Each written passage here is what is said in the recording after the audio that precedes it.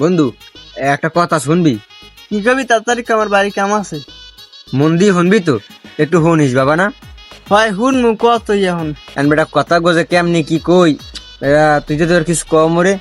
বেটা তো ঘুরোই বেসাই না কইয়ে তাড়াতাড়ি কাম করবার আর ওই মুরো মন দিছে ছাউটা ফোটাস নিয়ে যাই দেখা লাগবে তাড়াতাড়ি। শুনবি তো?